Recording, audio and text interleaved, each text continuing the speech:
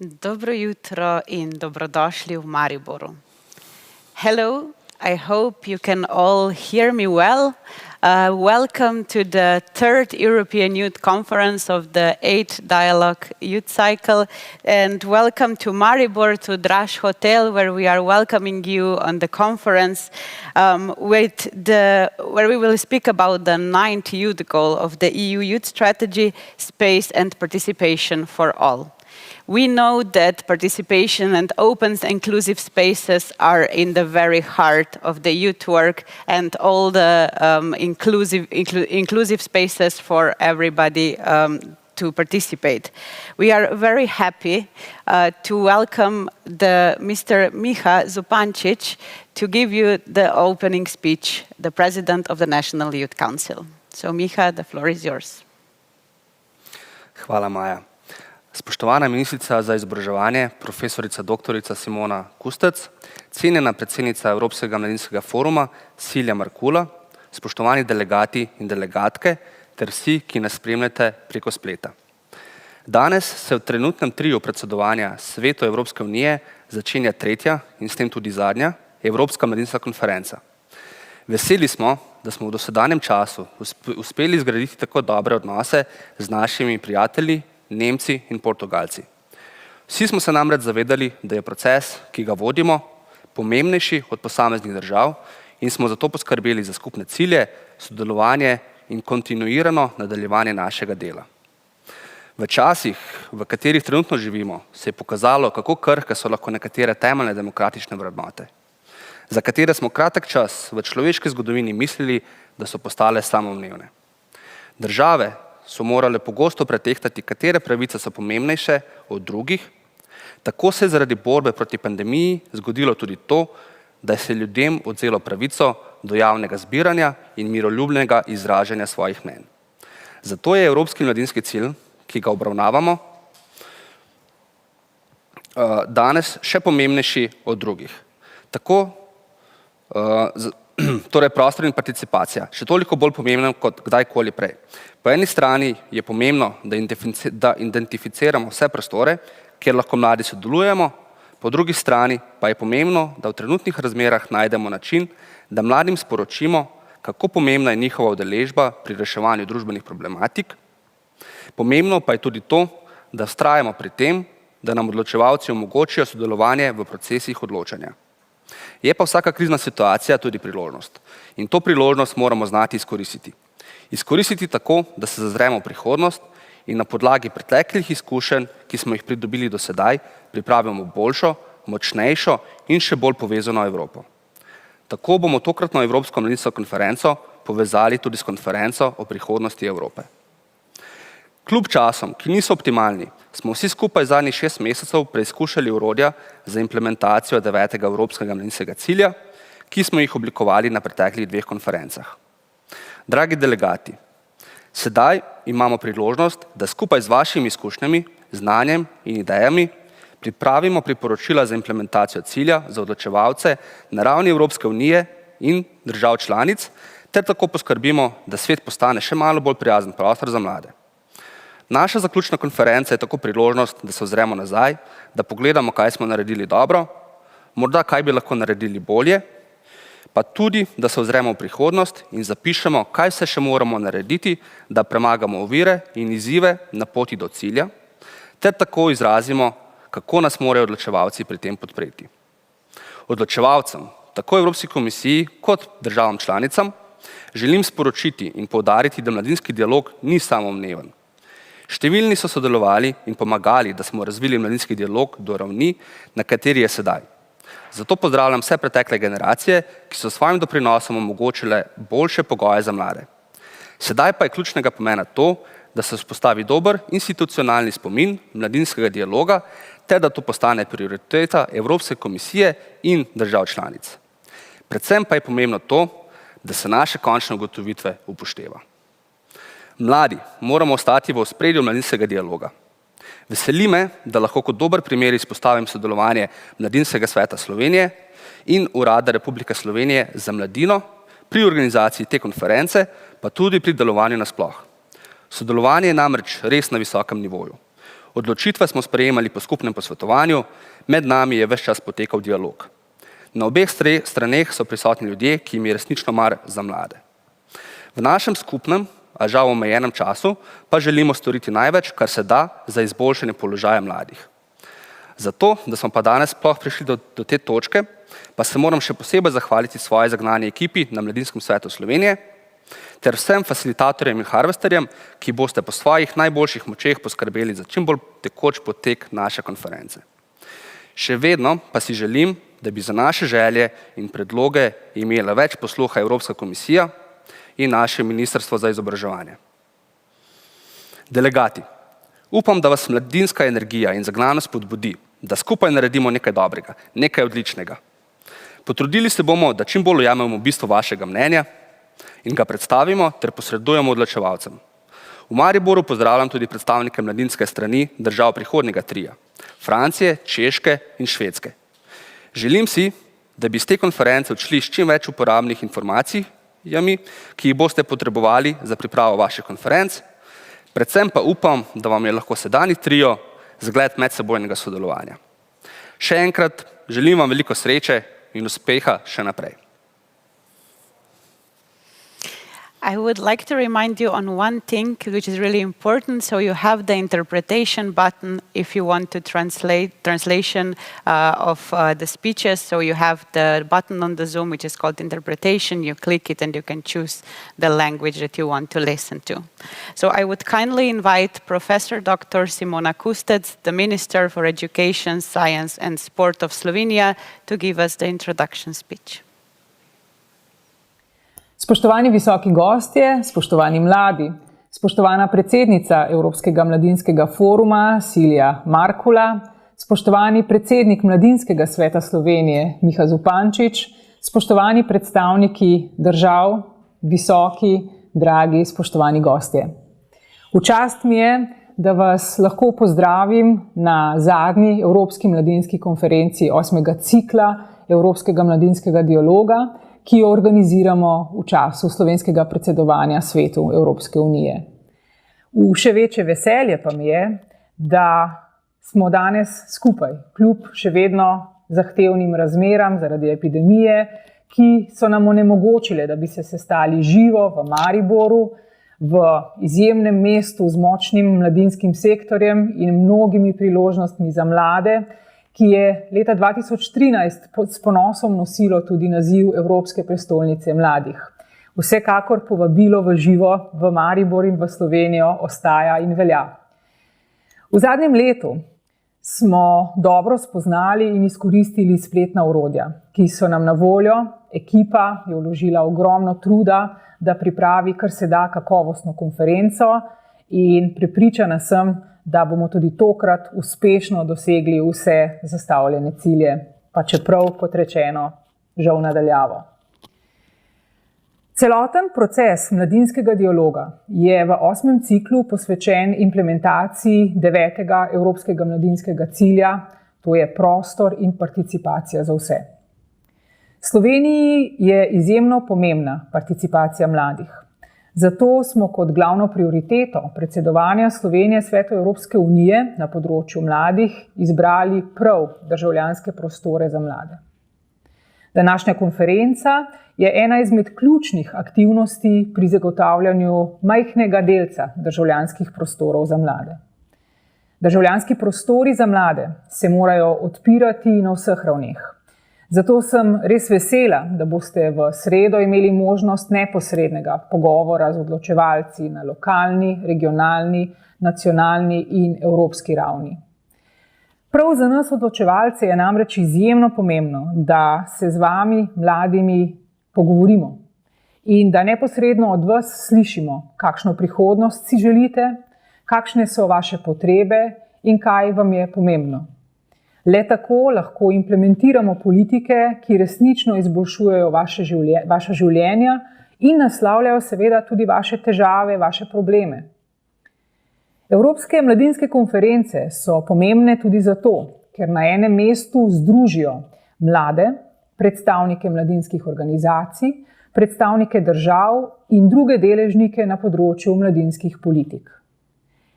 Evropska usmerjevalna skupina, nacionalne delovne skupine in drugi deležniki ste v zadnjem letu in pol iskali rešitve in načine za implementacijo 9. Evropskega mladinskega cilja.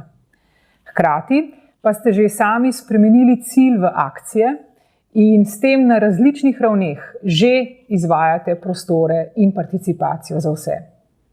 Zdi se mi pomembno, da mladi jasno in glasno poveste, kaj potrebujete za lažje udejstvovanje v družbi.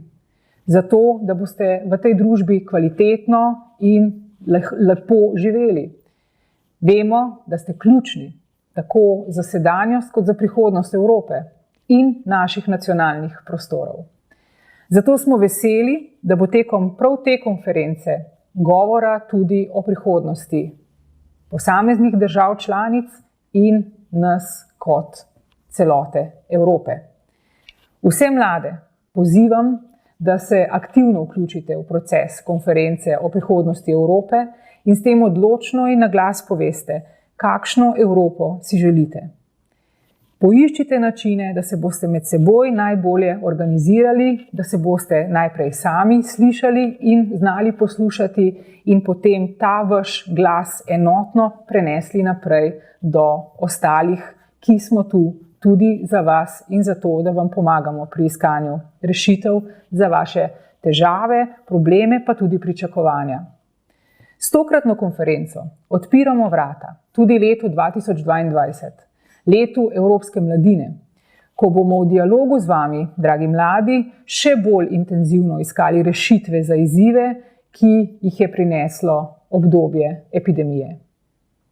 Naj vam ob koncu zaželim le še en uspešen, produktiven teden.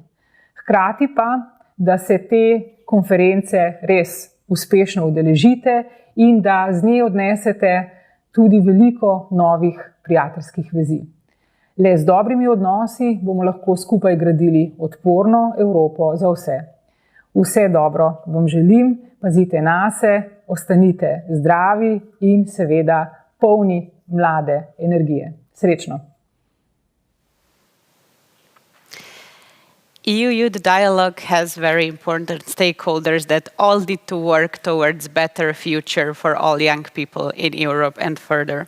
So I would invite Ms. Silja Markula, the President of European Youth Forum, to also give us the speech on the behalf of Youth Forum.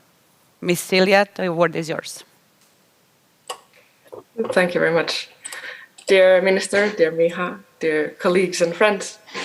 Hello everyone. I'm very thrilled to be able to address you all here, both those of you who are joining online and those of you who are joining from Maribor, the European Youth Capital 2013. The Slovenian EU Youth Conference that wraps up this exciting 18-month long process, it means to give the voice to young people in decision-making processes on all levels. For those of you who don't know me from previous conferences or other occasions, my name is Silja Markula, and in January this year, I took on the challenge as the president of the European Youth Forum to lead the world's largest youth platform, along with 10 other dedicated volunteers. As an organization, we reach around 6,000 youth organizations and 40 million young people directly. At the EU Youth Conferences, we gather together to design a better Europe for young people. There's, of course, a lot of work to be done, but we feel the pressure even more now because of the pandemic and the impact that it has had on young people and the mark that it will leave on our generation for a long time to come. So our work on participation, on youth rights, on sustainability and democracy, it's more pressing than ever. The cycle that we are now in and that we're now wrapping is truly unique, and that's not only because of the pandemic. This cycle has been very transformative as we have talked about creating spaces and participation for all. This is very much at the heart of what we do as youth organization and that we work on and have been advocating for in the past decades. And this is truly a fight for our future as well, and the future of our democracies. As we look around, we see that there's a lot happening in Europe, and I want to point out the increasingly shrinking civic space for young people and youth organization. And I want to encourage all of us to look at ways to counter this trend. Just for you to better understand what I'm talking about, in 2020, we published a study with the title Safeguarding Civic Spaces for Young People in Europe. We mapped out some of the challenges that youth organizations are facing. And just to name a few of the disturbing facts that we discovered, 2 out of 5 youth organizations fear retribution from their governments when expressing themselves. And almost half of youth organizations don't feel completely free from government interference. So I invite you all to look at those findings and reflect about what that means for us as young people and for us as youth organizations, but also more broadly for our democracies. Now, to turn to something brighter, the conversation that we're having around the youth goal number 9 is also very important in the context of the Conference on the Future of Europe and ensuring that youth voices are heard and listened to when we shape our European future so that it can deliver to young people. Even more so now when we will be celebrating the European Youth, the Year of European Youth in 2022. This is the time for meaningful engagement of young people, and the youth dialogue, it's one of the great examples of how that can be done. The 8th cycle of the EU Youth Dialogue, it's unique as it, for the first time, truly focuses on concrete steps forward in ensuring that youth goals become youth actions, that we go beyond just talking about what needs to be done and we take proper measures and actions to change the lives of young people in creating those spaces for participation. And I'm very proud to see the process is taking this more hands-on approach. Yet the work on creating civic spaces and participation for all, it's not ending with this conference. We need to continue working on making it truly reality, those actions that have been or will be started. And we need commitment from all the stakeholders involved, especially policymakers, to ensure that those outcomes of this conference and of this cycle become implemented, that the recommendations turn to actual political priorities on the agendas of policymakers. If the EU dialogue is taken seriously, or is to be taken seriously, the implementation of the outcomes can't just be stuck in the youth departments of the Commission or member states. It has to be picked up also by the other departments, regardless of whether they work on climate or employment or finance. I'm happy to say that from the European level, coordination of this process, to which the European Youth Forum has also contributed as well, we have this time seen a truly youth-led process in designing and implementing the 8th cycle of the EU Youth Dialogue. The cooperation between the national youth councils and the ministries from the trio presidencies, along with the Commission and the European Youth Forum, the current cycle has truly been an exemplary in terms of how much ownership the youth side has been given in the process, and the support and commitment we've also seen from the ministries towards this process.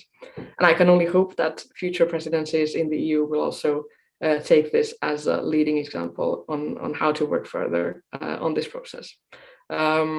This should mean that young people and youth organizations truly are at the driving seat of the process, both on European, national, and local levels. Last but not least, I'd like to conclude by saying that this is a moment to celebrate. Despite the roller coaster that we have seen with the pandemic, youth organizations are implementing the process at national and European level, and they have managed to do an amazing job despite all those difficult circumstances and the obstacles in the past 2 years.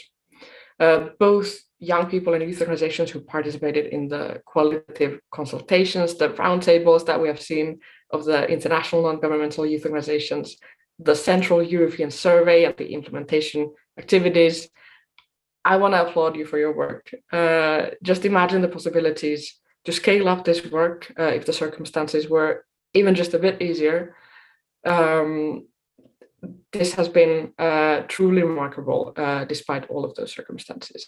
And that's something that we need to celebrate, not just now, but also as we go further in this process and deeper into new cycles further on. I wish you all the very best luck and a lot of energy and inspiring discussions over the next few days. And I'm very much looking forward to seeing the outcomes of those discussions on Thursday. Thank you very much. Thank you very much, Ms. Celia. And it's very nice to hear that the trio presidency of Germany, Portugal, and Slovenia is a sign of a good practice. So I would now give the word to Milos, who has been a part of all of the three conferences and can really give you a bit more of the insight on how the process went, why are we here, and how we go further. Milos, the word is yours. Thank you very much, Maya. Good morning, everyone. As Maya presented, my name is Milos, and I'll be one of the three facilitators that is going to take you throughout the conference in the next 4 days. For the audience seeing us outside of the conference, you'll be also seeing us today, but you're also going to see us on Thursday. The three speakers hinted a lot on what is going on, that this conference is not a one-off conference. It's not a conference who actually just appears now, and it's not part of any process, but actually this is a whole process which is very structured in a way to come to this moment, to come to a conference where we talk about outcomes and outputs that will be used in the future. In the next couple of minutes, I'm going to be speaking a bit about the process. How did we get to Maribor and how did we come to the conference? Which were the steps that we took, but also a bit more in general. Because once again, this is not only a three conferences process, but it's a wider process called the Youth Dialogue. In the next period, I'm going to be speaking a lot about the road to Maribor, which are the steps and how did we come here.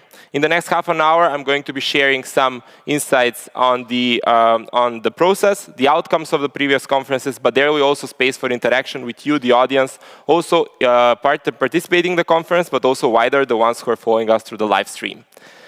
The first part on which that I would like to remind us, and something which is very important, is the EU Youth Strategy. The EU Youth Strategy is the process which is setting up everything, and it's the base of our work at the moment. The EU Youth Strategy actually has enshrined the Youth Dialogue, which we are part of at the moment, in its implementation. The EU Youth Strategy says that we need the EU Youth Dialogue as a space where young people are directly participating and they are in a dialogue with policymakers in order to have their voice heard. And later on, I'm going to explain how this is happening. Besides this, the three main words that are enshrined throughout the whole strategy is engage, connect, and empower. And this is done through different processes. Just to be clear, the EU Youth Dialogue is just only one small part of the strategy. I'm sure that all of the young people that are following this already know some other ways in which they have engaged with the European Union in its work with young people. Besides the EU Youth Strategy, what is very important before we start off at this process and to understand where we are is the trio presidency. This was already mentioned and by one of the speakers, specifically by the minister from Slovenia, that Slovenia is third in this trio presidency cycle, which means that this work on what we are going to end up working this week in Maribor started in Germany, moved to Portugal, and now at the moment it's in Slovenia. What does this mean? This means that these three countries, in a period of 18 months, were working together all the time in order to make sure that we get where we are now. They were supporting each other into different steps, and they were always together in all the tasks that they had to implement. This is not the work of only these three countries. You're going to see later on that this is actually just 3 out of a big puzzle of countries which are actually involved in the EU Dialogue. But now I would ask my colleagues in the IT team to play the first video where we are going to get a bit of an understanding on what is the presidency and how does it work.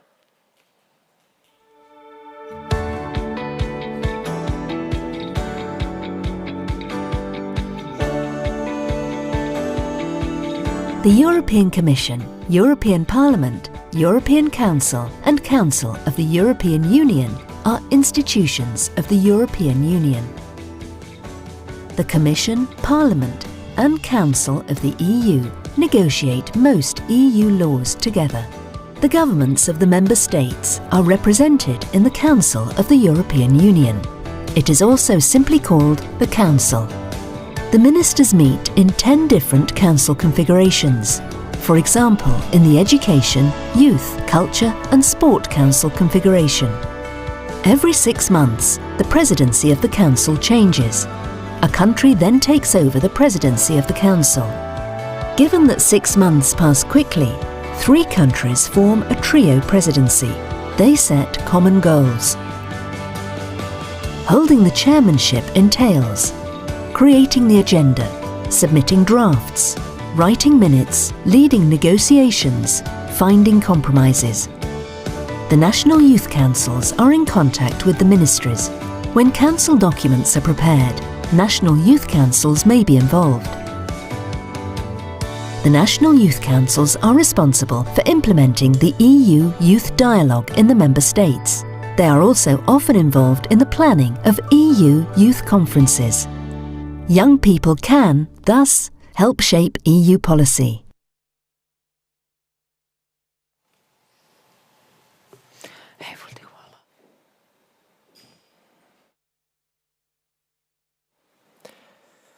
This video explained us a bit on how does the presidencies work, how are they connected with the council, and why we wanted you to see this video is because in one moment in this presentation I'm going to speak on where do the outcomes go. And actually the council is the place where the outcomes of this conference are going to go to. So now we understand. So it's not randomly that we at this moment are in Maribor in Slovenia. This is a process which has been planned and started in Germany, we went to Portugal, and now we are in Slovenia. But why are we here? The process that we are part of is called the Youth Dialogue. As I said, the Youth Dialogue, as the name says, is a dialogue between young people and policymakers, a space where together in a planned process they come up to a certain set of recommendations which are presented to the Council of the European Union. Afterwards, these recommendations become practices and they are directly influencing the life of young people all around Europe. As previously said, all of them happen in a process of 18 months and are combined of different activities. They are directly linked with the EU Youth Strategy as a tool on how to involve young people in the whole process of decision-making in the European Union.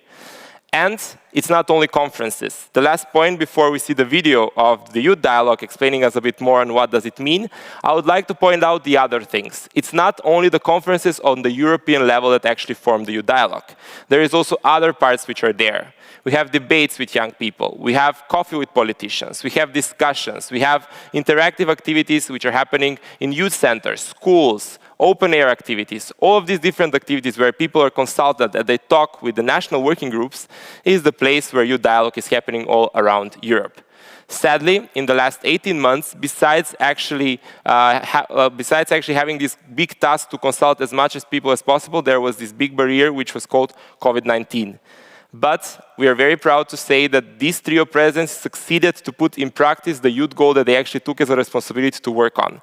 They succeeded to motivate and work with the national working groups, but also with themselves to organize this whole cycle in the time of a pandemic where mobility and meeting in person was quite limited. So now I would like to ask the IT team to play us the second video with introduction on what is the Youth Dialogue.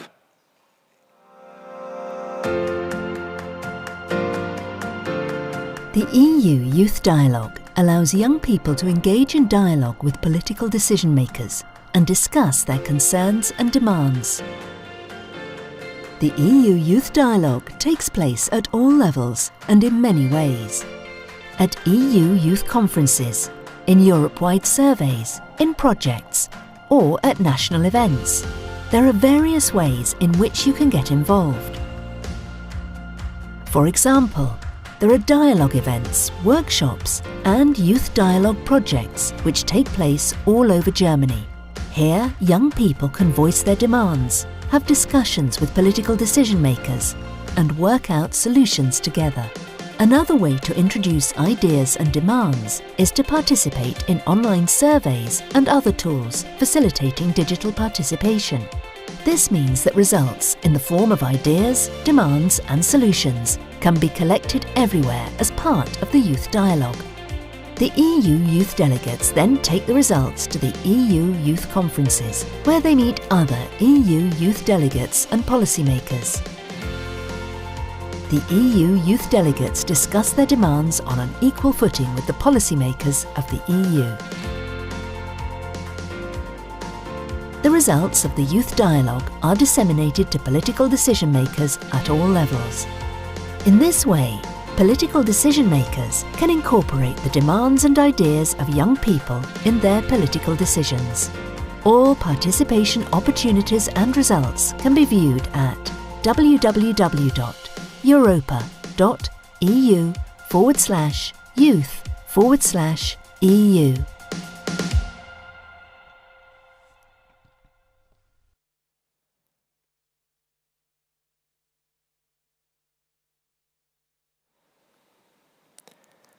Several years ago, we entered into the, I guess, 7th cycle of the youth dialogue, where we're discussing, okay, we have these dialogues, we're discussing, we're organizing, there is follow-up, things are happening around Europe, but we need the framework.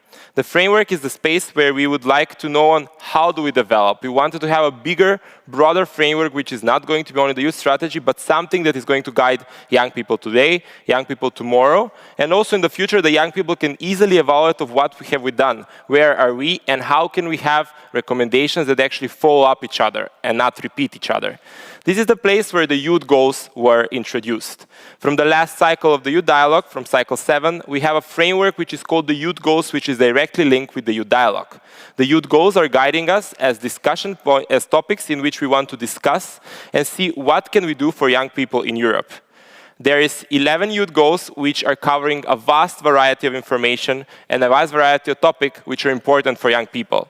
They go for space for participation for all, to involvement of rural youth, to information, to inclusion, to mobility, to different kinds of topics which have been decided by young people and are the topics that are going to guide the discussions on this youth dialogue, but also the future youth dialogues in the future cycles.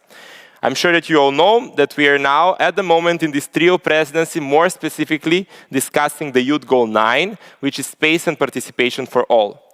I think that there is not a better time than now to actually discuss about this, especially now since the pandemic has really affected the way on how do we participate, the spaces where we can participate. So now I think that it's the best time, since we are slowly, hopefully, seeing the end of the pandemic that we lived in, where we can discuss on what will be the next steps into the recovery and how can we make sure that we not only go back to the spaces and spaces for participation for all, but we actually improve them and we offer even more. We're going to go back a bit in the youth goals a bit later, where I'm going to ask some questions to you in order to understand on how much do you know the youth goals. But now we're here. We're in Maribor, Slovenia. We are part of the 3rd conference of the Youth Dialogue Cycle 8. It's the space where we are going to be speaking about recommendations, policy recommendations which are going to be part of the Council conclusions. Recommendations that are going to come after 18 months of big amount of work done by the national working groups and the trio presidency. Also with the partners such as the European Commission and the European Youth Forum that were here in the opening. I would like now our team to play the next video, which is the Youth Conferences video, so we understand on what does the Youth Conference mean in the cycle of the Youth Dialogue.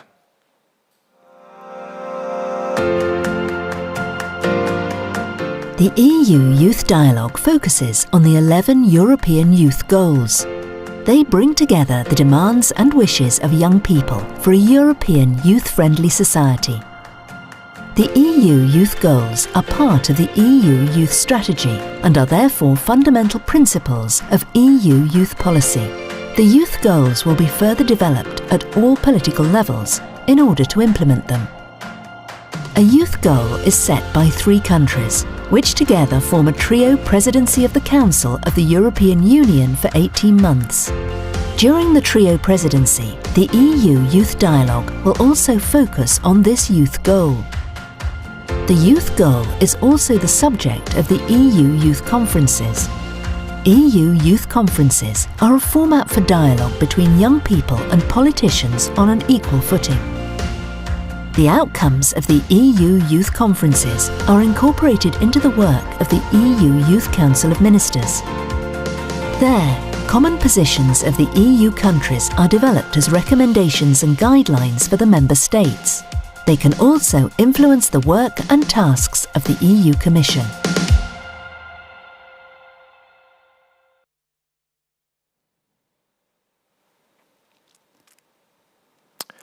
So as you see, the youth conferences are the space where we bring in all the people that have been involved on national level, where they discuss and share the outcomes that they have gathered. Just a brief reminder of how did we come to Maribor. We started in Berlin last autumn, where we set up the whole framework. The main discussion points in Berlin were on how to approach this topic, how to approach space and participation for all in today's world. How can we discuss about something which will going to set up frameworks for the future being affected by the pandemics? It was not an easy task. More than 30 different workshops were organized in one day where the young people participating there, but also the other stakeholders, were trying to find angles on how we should approach this topic.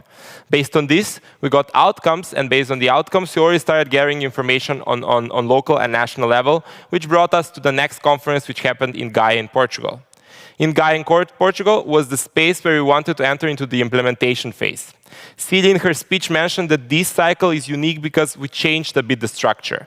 We as people that were involved, and most specifically the European Steering Committee led by the trio presidency, sat down and decided on how can we make sure that we do not only speak about the future, but also in these 18 months, we also implement certain action to see how our policy recommendations are going to be even stronger and more specific, which are going to be even better to achieve what we want to achieve with this youth goal. So in Portugal, we checked what was there, we saw the reports which happened from the consultations, and we developed actions. The actions were things to try out and see, to communicate back home, to try out certain things, to see which are the barriers that we'll face in order to implement the Youth Goal 9 all around Europe. After this, we came to Maribor, where now, in the next days, we are going to be seeing what is the outcome of the action. What are the barriers that we faced? Where are we in the process? We are going to close up the European survey, and we are going to sit down and write the final recommendations. Everybody is asking when they join the conference of, okay, there is this big process before, so many activities, so many people involved. What does it happen after? How can we make sure that these recommendations are not just somewhere on a nice shelf where they're presented as the outcome of a youth dialogue? Well, there is already concrete steps that I'm happy to share with you on what is going to happen after the European Youth Conference in Maribor is going to finish. First thing is that the final recommendations are going to be an annex to the Council Council resolution on the outcomes of the 8th cycle of the Youth Dialogue. But that's not all. Besides this, from each of the conferences, we get a report where all this process, the recommendation, and how did we get there is clearly explained. But still, not all.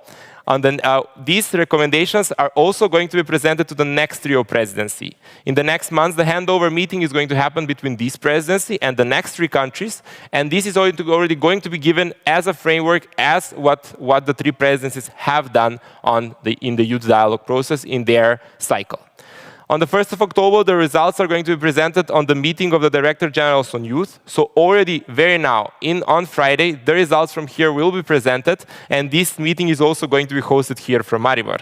And last but not least, in the end of November, the Council of Ministers will adopt the resolution, and this will become an official document of the European Union that will guide the work on the Union on the topic of space and participation for all. So I guess I shared a lot of information so far. I'm sure that you already know where are we, how did we come to Maribor, and what are the next steps. So I'm going to ask my co-facilitator to stop sharing the screen of the presentation and share a Mentimeter screen where you are going to be able to join us officially and join me on the stage with your opinion. So in order to join in, you have to go to www.menti.com and go to 558, and you have to write there 5581 5865. So these are the 8 codes. So just for a beginning, I will give you some seconds for you to join Menti. So it's www.menti.com, and then you have to write in the numbers 5581 5865. So okay, I already see that some people has joined. So you can click on the heart so we know how many people are already in there, so we can start with the questions on the Menti. Okay, I already see 20 people that has joined the presentation. 25. I guess that when we pass 50, we will be ready to go and set to go on with understanding a bit on how do you see the current youth dialogue process. A couple of seconds more. Okay, I think that we are ready to go. My first question that I would like to ask you is a bit about the country which is hosting this conference. So now, without thinking, without Googling, what is the first thing that comes to your mind when you think about Slovenia?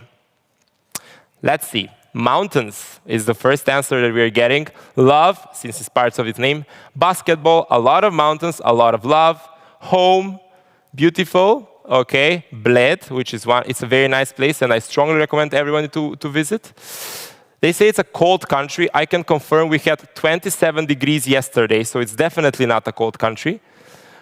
Green, we have again nature, home. So we have already some answers there that are telling us on what does Slovenia remind you of. Thank you very much for participating in this first. This was just a checkup to see on you know how it works and that you have understood how this goes on. The youth dialogue is also not as Melania Trump, just a funny one. The youth dialogue is a space where not only several countries only meet, but a big amount of countries. So my next question is, where do you come from? Just for us to understand on where do we have participants from in this youth dialogue. So please write down the name and we're going to see where do you come from. So we already see that we have quite some different EU countries such as Austria, Bulgaria, Portugal, we have Croatia, we have Czechia, we have Estonia, we have Poland. But also, as you see, the youth dialogue not only gathers countries from the European Union. Because the youth dialogue doesn't only gather the EU countries, but it gathers also representatives from international organizations who have quite a wider spread. But also sometimes the national organizers decide to invite countries that they think that are going to bring in and feed into discussion as expert countries that already have something developed on this topic. But now I see that we have quite a lot of people from Belgium. But we also have, for example, I saw Serbia, I saw Albania, and some other out-of-EU countries which are also present today. I'm going to go to the next question, where I'm going to ask you on what is your role at the conference. I'm going to explain later on why am I asking this, but as answers that we have shared with you, we have youth delegate, ministry representative, representative on European institution, and other. So let's see.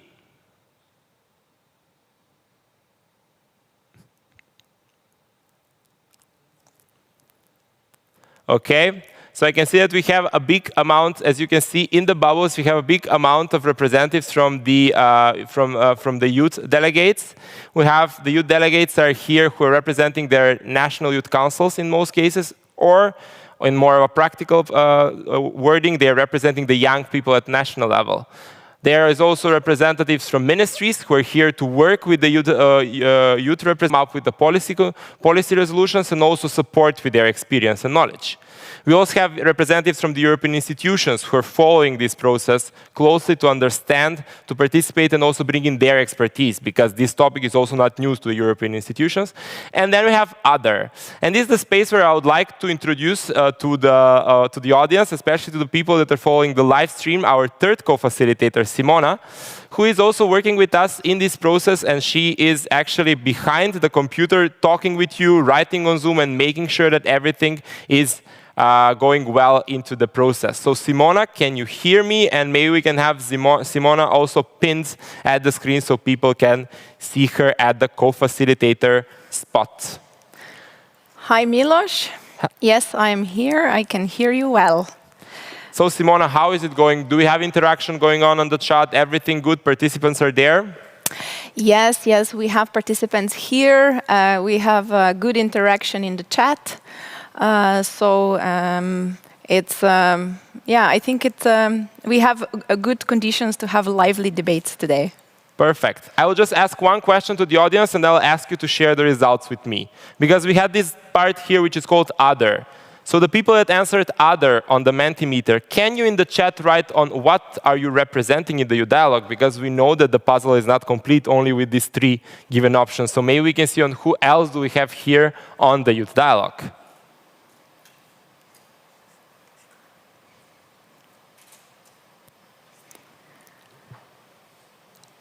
I already have two different inputs. We have somebody from World Organization of the Scout Movement, Jasper, and we also have Christian from Croatian Youth Network, for example, openpolicy.eu.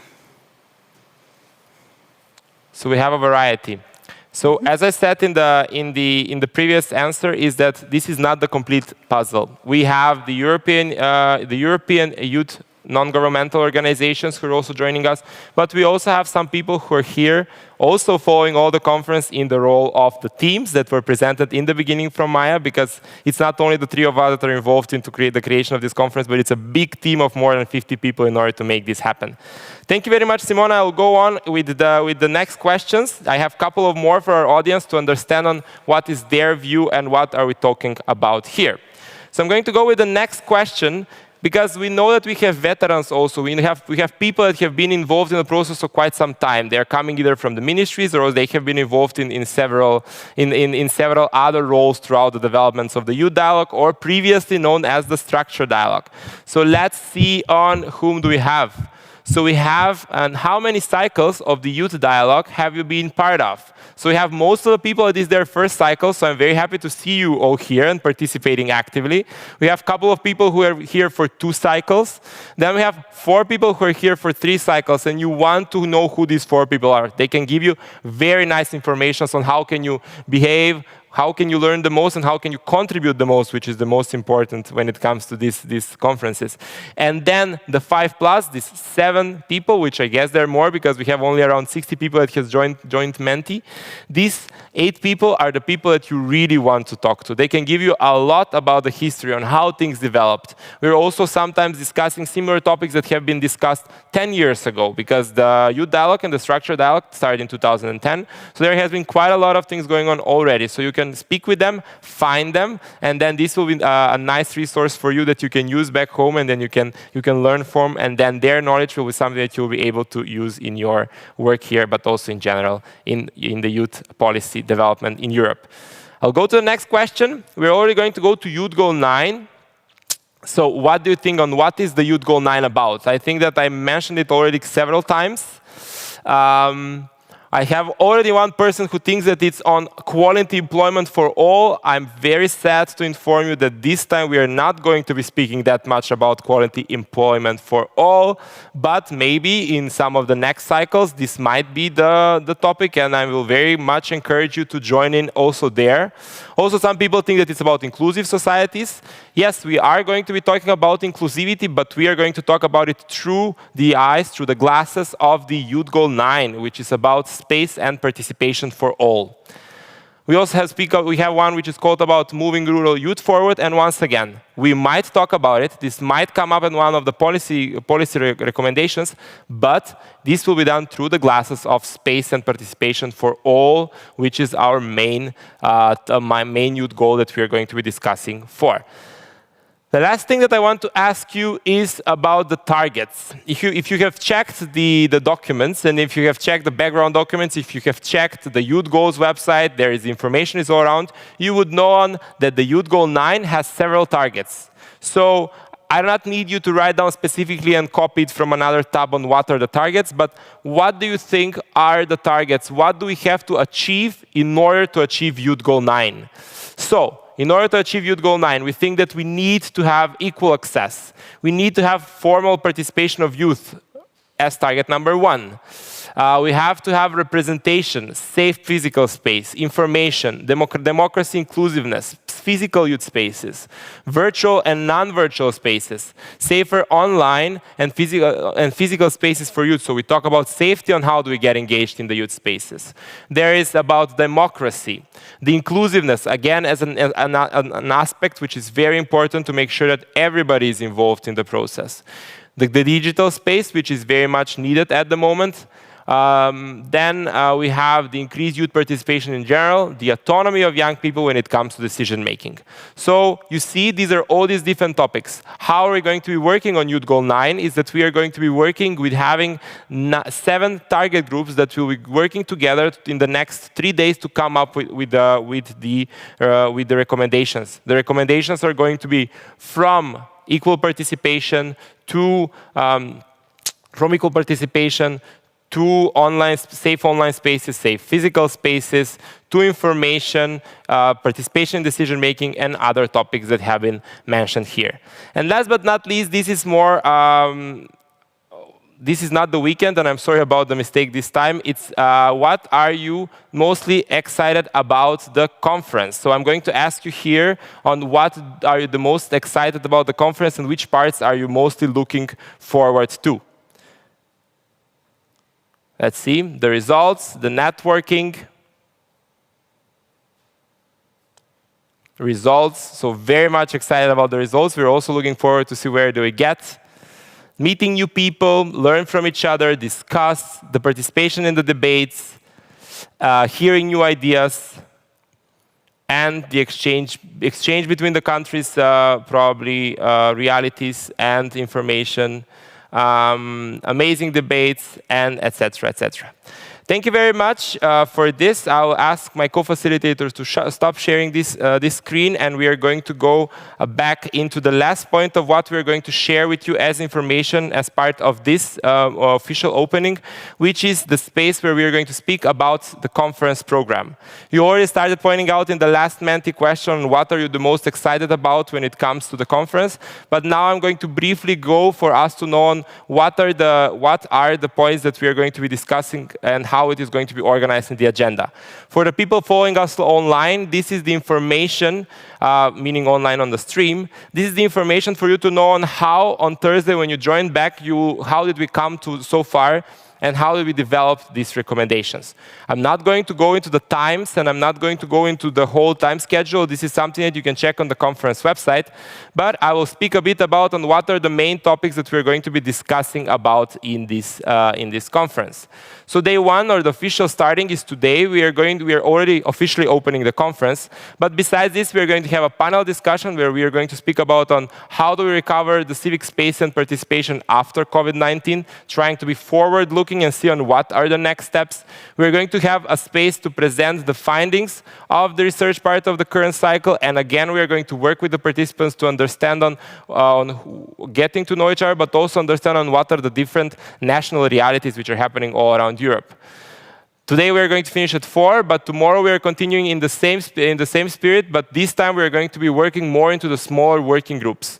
As we said, there is going to be 7 targets in which our participants are going to work together in order to come up with specific policy recommendations for the Youth Goal 9.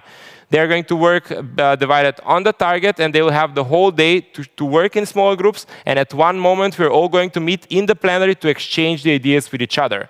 Why are we giving this moment? Because we know that there is a lot of knowledge also in the other targets. There is a lot of information that you might have read that can benefit the discussions in another target group. So this is the space where you can put likes, give comments, and then contribute to the development of the recommendations in the other groups. On Wednesday, we are going to be continuing and finalizing the recommendations in the working groups, but we are also going to have space for a discussion with policymakers. The Youth Dialogue conferences are all about dialogue, just as the name says. So we are going to have 2 rounds with policymakers that are going to speak in small groups in an open dialogue with the young people participating in the conference. The idea of this dialogue is super simple. We want to create as much space for an open interaction and discussion between the young people and the policymakers. We are not developing recommendations in this dialogue, but really offer space for a discussion. This time we're going to have 2 rounds of the dialogue, and they are going to be, the first one is going to be on discussion with policymakers, which are more engaged on European or national level, and the second one is going to be very much on people who are working already on the implementation, people that are active on local level, people that are mayors, people that are members of councils, people that are actually there and they already have initiative or ideas on how they're already implementing Youth Goal 9. As we said, the Youth Goal 9 and the cycle, we really want to see not only from the consultation and preparation for the future, but we also want to see it from the implementation phase and how things are already implemented. On Thursday, we are going to come to the last day. We are going to evaluate on what we have done in the whole cycle, so the whole cycle between the 3 presidencies. We're going to have the final presentation of the policy recommendations, and already on that day, we are going to present a couple of them to several guests that will join us here in the studio to hear what we have prepared, but also to give us a bit of an idea on what is their thought and maybe some kind of I wouldn't necessarily say a reality check, because these recommendations will already be final and will be prepared, but already a view on how external stakeholders would react on something that we have developed here. And then we are going to officially close the conference and give the power over the youth dialogue from this trio presidency to the next trio presidency. Something which is very important for the people that are following us live meaning through the stream, you'll be able to follow us tomorrow from 6 p.m. Central European Time for the youth concert, which is going to be streamed live from here from Maribor. So on the same place on the youth conference platform, if you go to the online schedule, you will be able to click there and join us for the youth concert. For the participants who are part of the conference, there is an activity organized most of the evenings. So what you just have to do is go to your group, and you're going to see the schedule, and you'll be able to join us for the different activities which are organized also in the evening, in order for us to continue getting to know each other and participating in activities together. Thank you very much for everyone for following me. There was a lot of information that have been shared. As you have seen, we are very excited, and we have a program which is full of activities. We are going to be updating you through our social media, so make sure that you follow the social media of the conference. We are going to be updating you also on Thursday on what has happened live from the studio. And don't forget that today at 12, you will be able to join us for the public debate, where we are going to be discussing on what is going to happen after COVID-19 and how can we make sure that we have the spaces for participation for everyone. Without any further ado, I would like to thank you. I'll ask the participants who are part of the conference to stay on Zoom, and for the other participants following us live, I'll see you in a while. Thank you very much.